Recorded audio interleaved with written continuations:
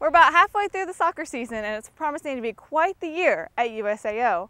Senior Taylor Smithwick says she's enjoyed her 4 years as a drover, but she's looking forward to her promising future ahead.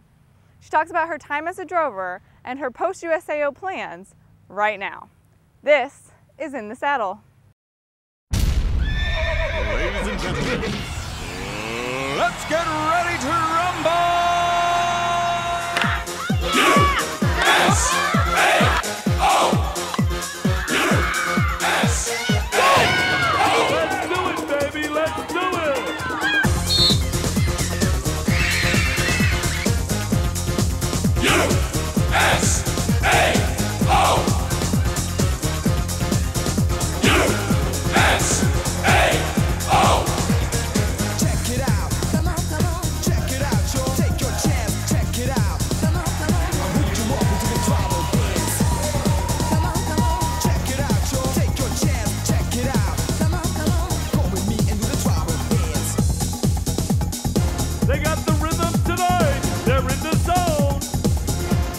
Hi, and welcome to this week's edition of In the Saddle with Drover Sports. Our guest this week is Taylor Smithwick. She's a senior on the USAO women's soccer program out of Putnam City North. We'll talk to Taylor in a minute, but let's give you a quick recap of the Drovers' week or so.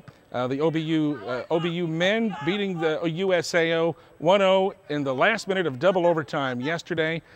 Just the same day that the Drovers get back to number 10 in the national NAIA ranking. So a tough second conference loss for USAO, though they did win both games last week against Southern Nazarene and Mid-America. The USAO women, on the other hand, on a 3-game conference losing streak, they also lost a tough 1-0 game at Shawnee yesterday at OBU.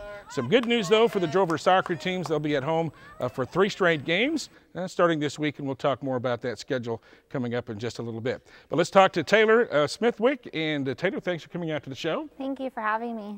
All right, senior business and physical therapy major.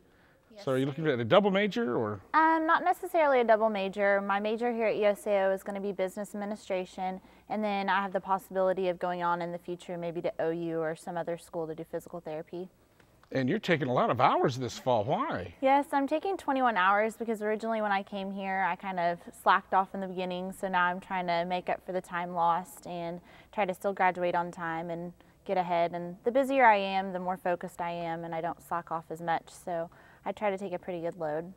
All right, and a tough game with OBU. Talk about that game yesterday. Yeah, it was a tough loss at OBU yesterday. I feel like as a team, we didn't play as well as we could have as a team. Individually is what we have been playing or focusing on more lately, and I think that's kind of where we struggle.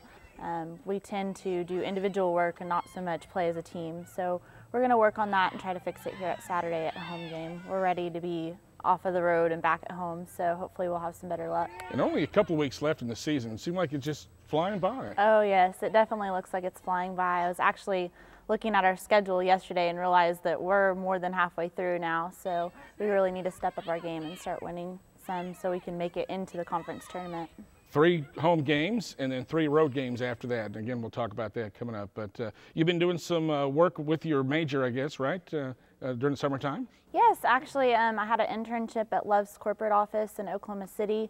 I was a record retention policy intern this summer, and I actually had a lot of achievements and goals there, and I met quite a bit of them, and I really enjoyed my time there. And they want you back? Yes, I think so. Not positive yet, but I think they would love to have me back.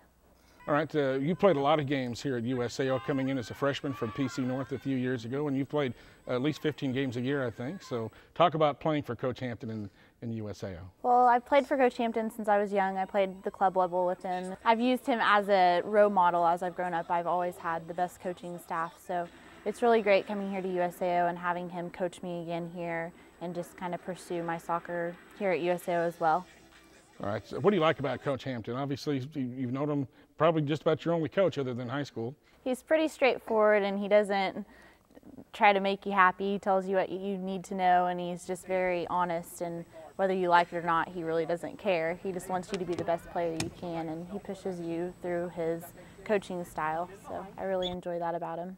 Now, other than all your studies in soccer at USAO, you're a resident advisor, is that right? I work in the dorms as a RA. This is my second year doing that. I really enjoy it. It gets me involved on campus, and also I get to meet a lot of new students and kind of get them involved in the whole process of beginning school and what steps to take and how to keep their grades up, and just kind of be an assistant to them throughout the year. You think being as close to their age, that kind of helps you and them out a little bit? Yeah, I think they see what I do, and they try to represent, or I try to represent what they should be doing. So I think it's really good because they can come to me for any needs that they have, school, academically, roommate issues, anything like that. I'm pretty open, and they know my door's always open to them. So I think they really enjoy having somebody their own age that they can relate to, and I feel like they have somebody to listen to them all the time. Had a great event on campus last week, the Ray and Mary Giles Symposium on Citizenship and Public Service, and a great speaker in Minnie Jean Trickey. What did you think about that? Oh, she was so funny. She talked about all of the civil rights movements during her time in the Little Rock Nine. And I really enjoyed just listening to her because it wasn't so much a lecture, it was actually from her perspective of what really happened during the time frame that she was going through and all the challenges, and how she felt betrayed by everybody that had told her, oh, you're going to help desegregate, but little did she know she was going to get spit on and kicked downstairs. So it really just opened my eyes to the desegregation that needed to happen then, and kind of how it's resembling today. We still have segregation. She brought up like in the cafeteria you have your separate groups everywhere, and people not wanting to separate from one another, and that's kind of what she was trying to get across, and to always go for what you want, you know, ask your teachers for extra credit for attending the symposium. She was really funny. I really enjoyed it. Very good. Now, you are going to graduate in the spring, but you maybe want to still continue some studies, and not anything easy for sure. Yes, my plan is to graduate in the spring, and maybe a job opportunity will pop up, and if one does and I really want to take it, I will take it, but if not, I'll keep doing my education and pursue other things. Physics 1 and 2? Goodness. Yes, when I started college, my aspect or my main focus of studies was to do physical therapy, but then I kind of leaned more into the business aspect because I kind of liked it a little bit more. But I really enjoy both, so maybe I can find somewhere in between that I can do both, but if not, I would love to do anything that relates to business. And you can own a physical therapy clinic. Yeah, possibly. That? Yeah, okay. That would be great. Hey, Taylor, thanks for coming out and being on the show. We appreciate it, and good luck with the rest of the season. Thank you so much for having me. You bet. Drover's coming up at home. We've got a home game Saturday with Lovey Christian, and then next Tuesday, a home game against St. Gregory's, and Senior Day will be next Saturday. I believe that's the 23rd, with Roger State coming into town. Thanks for joining us for this edition of In the Saddle with Drover Sports. Check it out. Come on, check it out, y'all. Take your chance, check it out. Come on. As George said, we just have 3 more home games, so make sure to come out this week and cheer on your USAO Drovers. And with the ending of soccer comes, of course, Drover basketball. So make sure to tune in next week as we preview the 2010-2011 Drover basketball season here on In the Saddle.